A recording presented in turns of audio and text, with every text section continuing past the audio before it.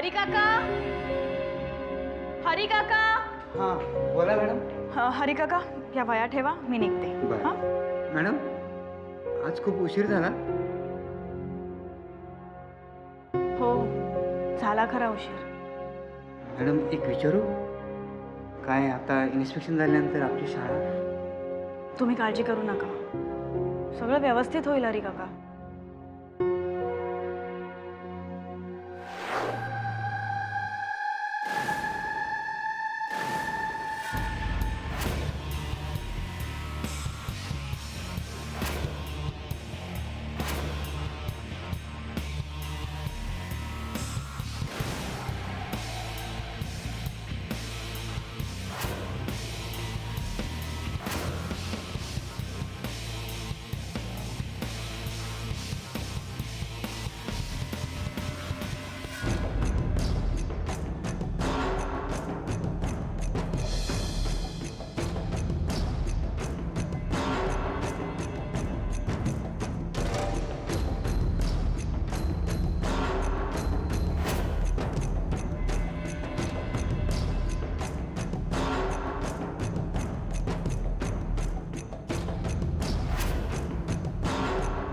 कोण आहात तुम्ही?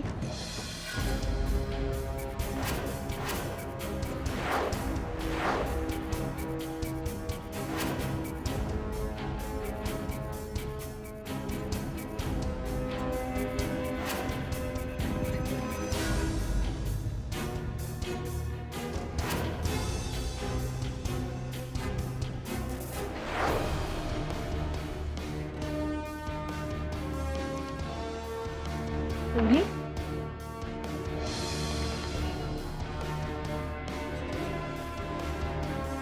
इथे काय हवंय?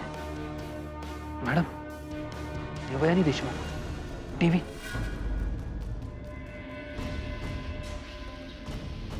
Devyani Mrityunjay Deshmukh, B.Ed first class first. Ambirrao Raje Shirke Smruti Vidya मंदिरात जस्ट जॉईन.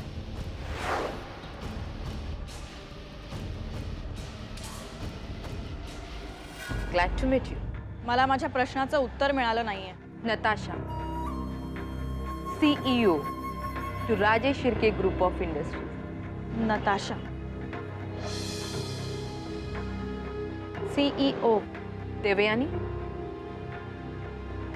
उगीचच गैरसमज करून घेऊ नकोस. मी इथे आले कारण की रणबीर राजेंना मुलांबद्दल जी मी काहीच बोलले नाहीये. सगळं तूच बोलतेस. आवडली मला तुझी बोलण्याची पद्धत, तुझी नजर. सामान्य मुलींपेक्षा वेगळी असतो. तू ही खूप वेगळी आहेस. समोरचा माणूस कसा आहे हे जाणून न घेताच तू खूप बोलतेस, खोटं बोलतेस. लहान आहेस ना म्हणून पटकन चिडतेस. हे बघ नताशा, एक मिनिट. मला वाटतं आपण ज्या कामासाठी इथं आलोय ते काम लवकरात लवकर पूर्ण करूया.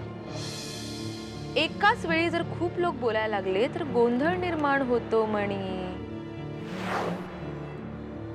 आणि नताशाला गोंधळ आवडत नाही. सो देवयानी, तुझ्यामध्ये स्पार्क आहे.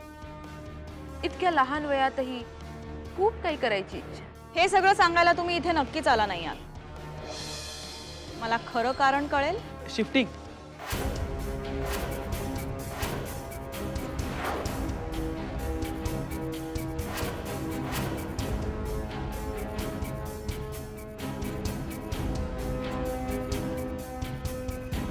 हा दादू,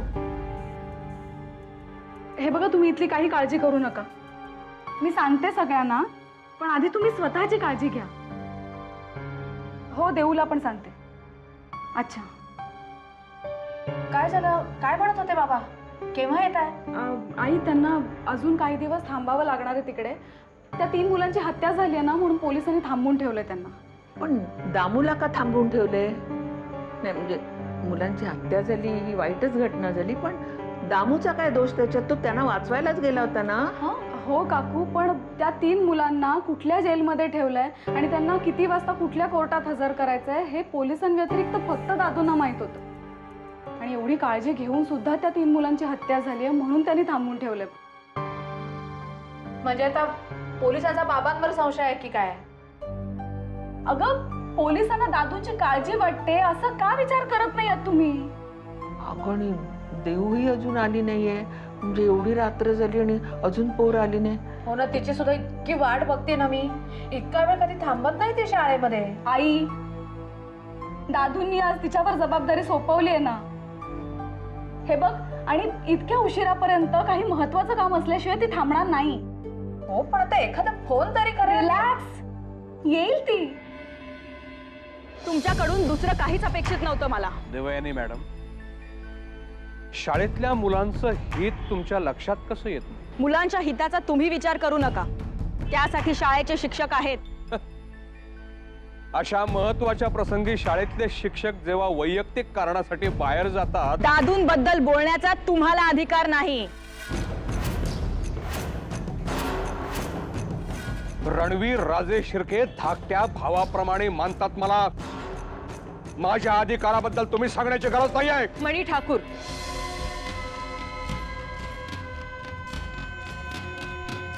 निलेश काय बोलला आणि त्याचे काय परिणाम झाले हे बघितलंत ना. शाळेची इमारत धोकादायक स्थितीत आहे. इन्स्पेक्शनचे रिपोर्ट वाचले असतील तू. रिपोर्ट्स तुम्ही विकत घेतलेत. तुला सत्य कबूलच करायचं नाहीये. सत्य असेल तर दादू परत येईपर्यंत वाट बघा. We don't mind. आम्ही थांबू, पण संकट थांबे. संकटाचा बागुलबुवा करू नका माझ्या समोर.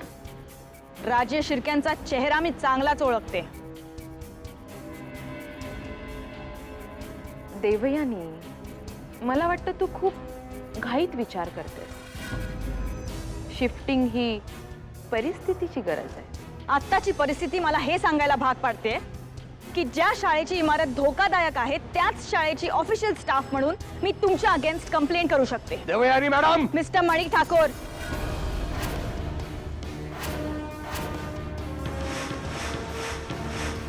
रिलॅक्स. देवयानी,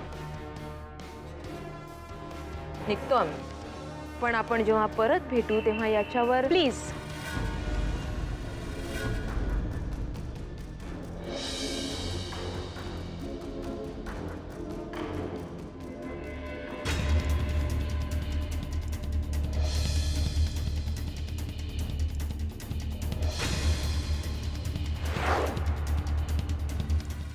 तानदरना धीम तोम तानदरना धीम तोम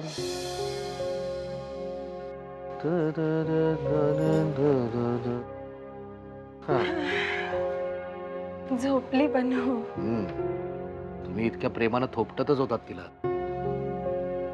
मला वाटतं त्या आई वेगळ्या मुलीला ही मायाच मिळत नसणार. पण भाऊजी, आईची मायाच असते जी मुलांच्या आयुष्याला वळण मिळवून देते, हो की नाही? खरंय, पण मला काय जाणवलं माहिती, तुम्ही तिला इतक्या प्रेमानं थोपटत होतात ना, आणि त्यावेळेला तुमच्या चेहऱ्यावर जे समाधान पाहिलंय ना मी, खूप बरं वाटलं. बहिणी, मला वाटतं या बनूचं आपल्या सगळ्यांच्या आयुष्यामध्ये असं अचानक येणं एक फार चांगला सुखद योग आहे, नाही? मला काय वाटतं माहितीये, संवाद हरवलेल्या आपल्या या घरात बनूच एक व्यक्ती अशी आहे जिच्यामुळे पुन्हा सुसंवाद होऊ शकेल. तुम्हाला नाही वाटत असं भाऊजी? खरंय, पण वहिनी, तुमचे हे विचार करायची ही पद्धत,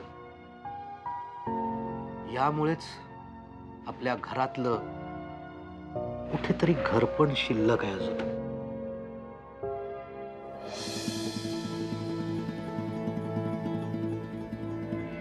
साक्षी तो टीव्ही बंद कर. बातम्या विशेष मध्ये मी कादंबरी आपली रजा साक्षी घेते. टीव्ही बंद कर. नमस्कार. काका माझं ना डोकंच काम करणं असं झालं साक्षी. अरे ते शरण येणारी तरुण पोर आहे, त्यांना एक सुधारण्याची संधी नको द्यायला. त्यांना असं क्रूरपणे गोळ्या घालून ठार मारता तुम्ही, तेही पोलीस प्रोटेक्शन मध्ये. अरे कसली सिस्टीम आहे? काका त्यात 2 हवालदार आणि 1 पोलीस इन्स्पेक्टर शहीद झालेत. त्या लहान मुलांना ओलीस ठेवणारे तरुण मारले जात आहेत, त्याचं तुला वाईट वाटतंय? आणि कर्तव्य पार पाडणाऱ्या पोलिसांचा विचार सुद्धा करवत नाहीये अगं साक्षी, का? ते सुधारतील? अगं साक्षी, मला असं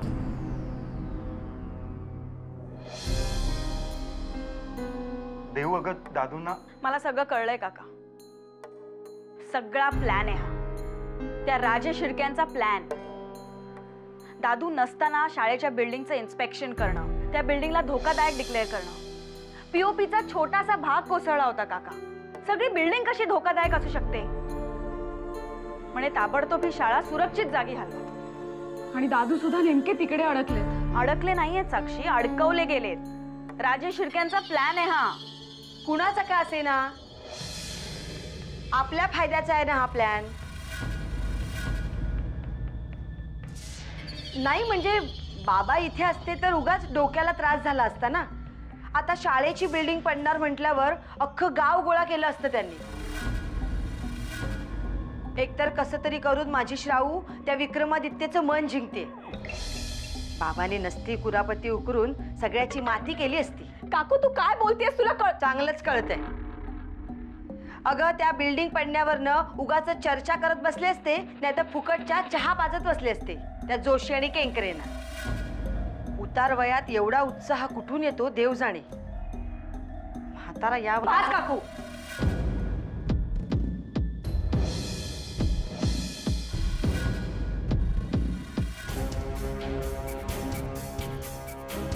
पा खूप बोललीस. दादूंचं वय काढायची काही एक गरज नाहीये. ते जे काय करतात ते सगळ्यांच्या भल्यासाठी करतात. पण तू स्वतःचाच विचार करण्याच्या नादात तरुणपणीच भ्रमिष्ट होशील, हे लक्षात ठेव. ज्या शारदा सदनकडे लोक आदराने बघतात ना, त्या घराची तू धाकटी सून आहेस. आणि ज्या श्रावणीचं तू कौतुक करत असतेस, तिच्या वडिलांना लोक मकरंद दामोदर देशमुख म्हणून ओळखतात. वाटेल ते बोलत जाऊ नकोस.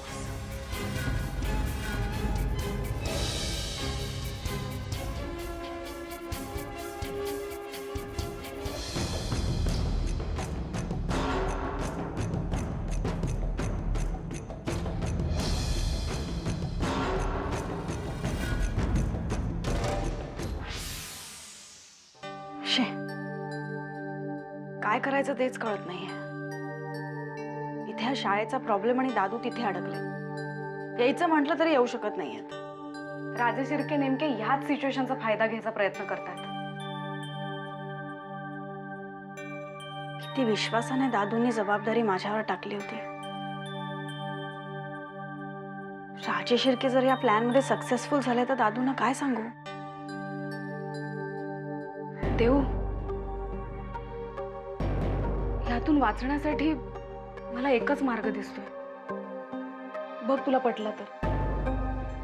काय? आपण प्रियदर्शनी राजे शिर्केंना फोन करून घडल्या प्रकाराची कल्पना देऊया. नाही ग, काही उपयोग नाहीये. अगं फोन करायला काय हरकत आहे? कदाचित त्यांना ह्या परिस्थितीबद्दल माहीत सुद्धा नसेल. हे बघ, मला हा एकच ऑप्शन समोर दिसतोय.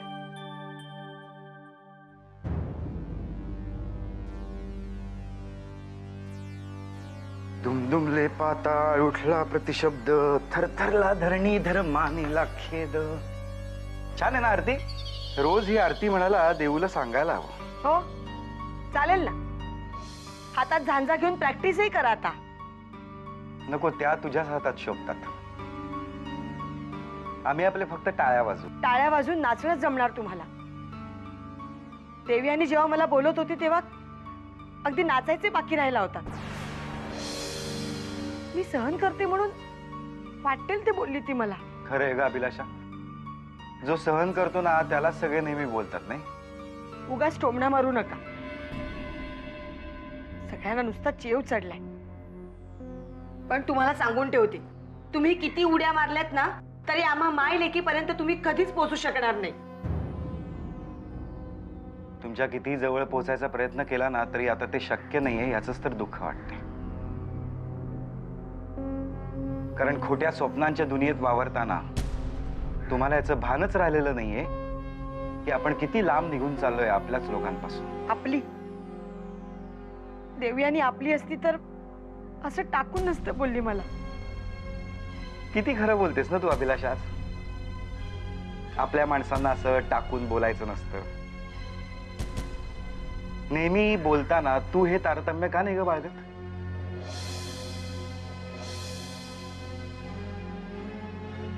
एक लक्षात ठेव अभिलाषा, गायीची शेपटी पिरगाळली ना तर ती सुद्धा एक दिवस शिंग मारतेच.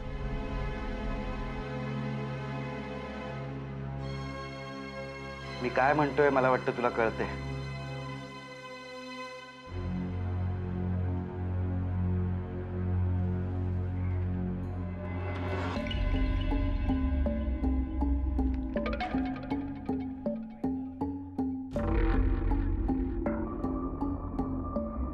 अशा गाईला कसं सरळ करायचं ते चांगलंच ठाऊक आहे मला. जनी जरा पटकन बघ ग फोन कोणाचा आहे ते.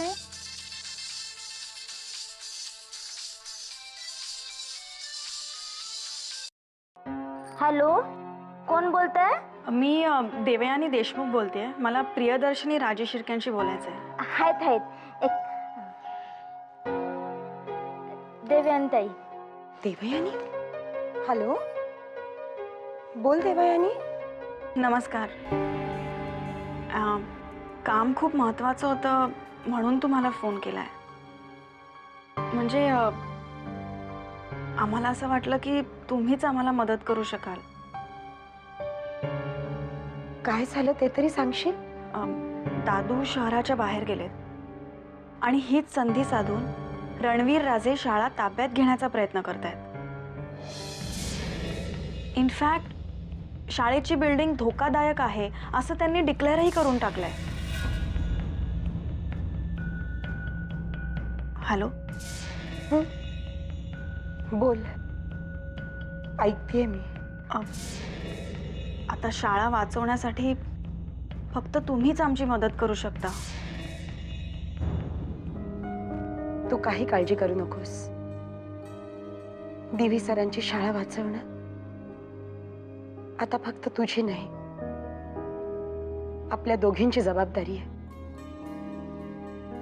माझ्या परीने जे शक्य होईल ती सगळी मदत मी तुला करेन. तू निश्चिंत राहा. थँक्स. बाय. बाय.